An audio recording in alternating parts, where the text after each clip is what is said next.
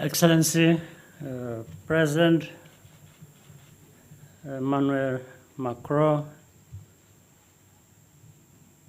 distinguished members of the delegation, ladies and gentlemen, first, I want to welcome you, Mr. President, my friend, and your delegation to Rwanda. Today is a moment to speak to the present and to the future, while reflecting on the past that brought us here. Mr. President, the President has just made an important statement at the Kigali Genocide Memorial. This was a powerful speech with special meaning for what is taking place now and which will resonate well beyond Rwanda. His words were something more valuable than an apology.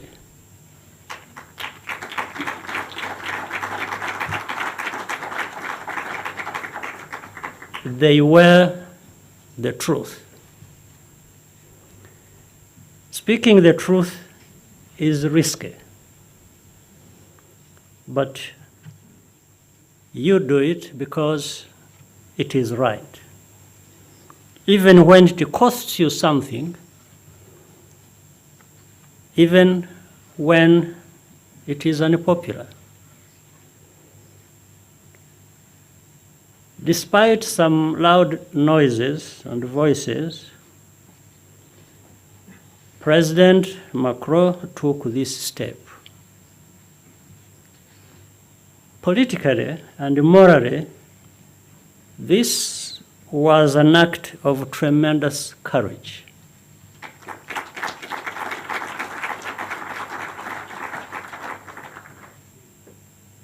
These risks paid off because there was good faith on both sides. It was important not to rush the process. The facts had to be properly established. Our respective societies also needed the chance to debate and deliberate. One step led to another. And that is how we got to this point, which is itself another step, and a major one. In Rwanda and France, so many individuals who are too numerous to name have kept asking questions year after year, demanding clarity. They come from civil society, academia, and journalism. Some are simply concerned citizens.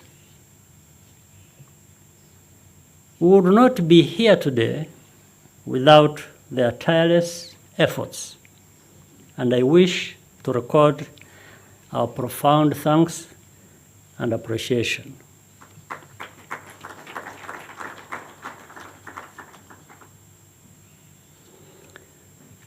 The truth heals. This is the principle upon which Rwanda's entire project of national unity and reconciliation is based. That has been our experience as Rwandans. There is no shortcut. Our conviction from the beginning was that the process of reckoning with the role of France had to follow the same logic. And in any case, we knew it could not be harder than reconciling with ourselves. No grain of truth has been sacrificed, but the weight of responsibility has been put back where it belongs, with those who made the decisions. Whether or not there are trials, justice is also rendered by the court of history, and the work of historical documentation must continue jointly. This quest for truth has occurred in the context of the complexity of the challenges that Rwanda has faced over the last 27 years. Rwanda could easily have remained a failed state. Some may even have felt vindicated by that. Others actually worked to make sure that Rwanda failed. But we worked together as a nation to design solutions for our unique challenges. And indeed, on every dimension, including human rights, the Rwanda of today is objectively a nation transformed for the better.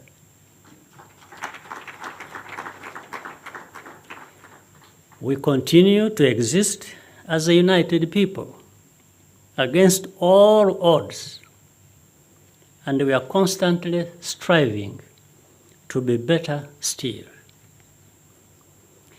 There is a way of looking at Africa from the outside that automatically associates every success with some huge cost in terms of fundamental values and freedoms.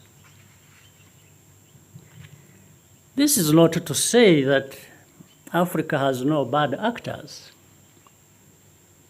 It does. They are there. They may even be numerous,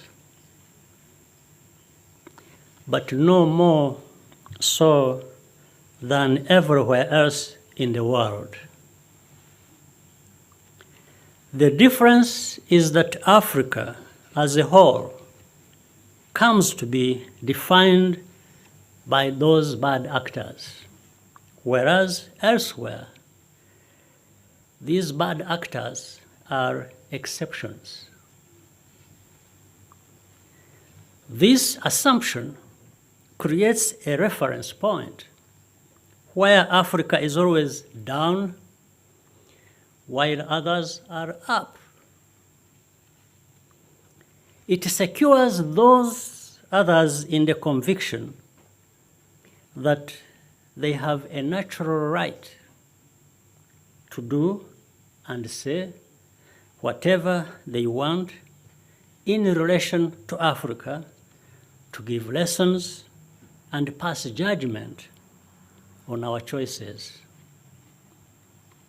Unfortunately, some of our own in Africa also participate in this negative enterprise.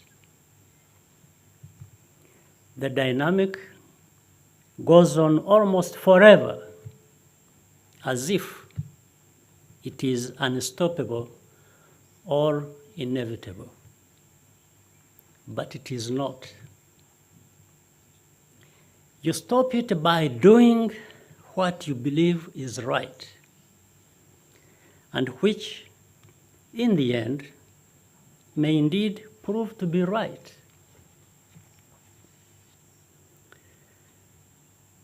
The veneer of moral superiority is very thin once you start to scrape at it. Beneath it hides racism, a denial of the intrinsic and equal worth of every human being. It was racism that made a foreseeable genocide in Africa seem tolerable. Racism and ideology and genocide ideology exist on the same continuum. They are forms of dehumanization, and they pose a growing threat to society in every continent. Our civilized world must come together to fight racism and genocide ideology in a concerted and consistent fashion. There are attitudes inherited from the past that have needed to change for a long time. And I want to say that President Macron is among those who realized that things need to change and is taking a strong stand in trying to bring about that change.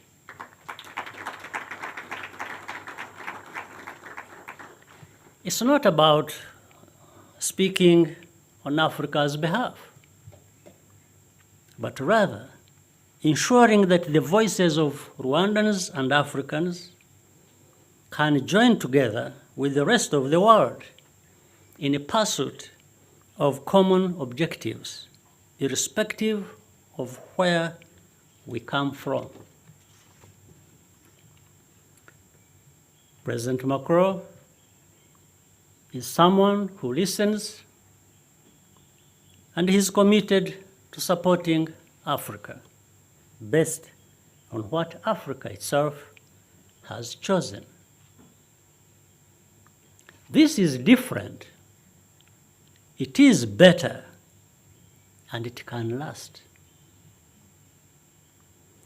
Fundamentally, this visit is about the future, not the past. France and Rwanda are going to relate much better to the benefit of both our peoples, economically, politically, and in terms of culture. But the relationship between our two countries will never be entirely conventional. There is a special familiarity resulting from the complex and terrible history we share, for better or for worse. We have chosen to make it for the better. We wish to form a strong and sustainable relationship based on priorities that matter to both Rwanda and France.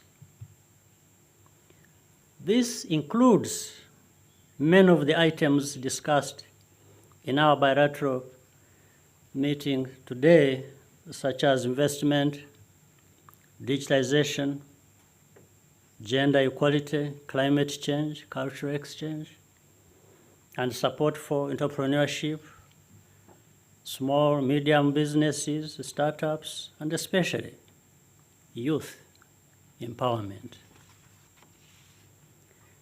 Rwanda shall be a strong partner in all of these areas. Mr. President, I once again thank you and your delegation for being with us here today.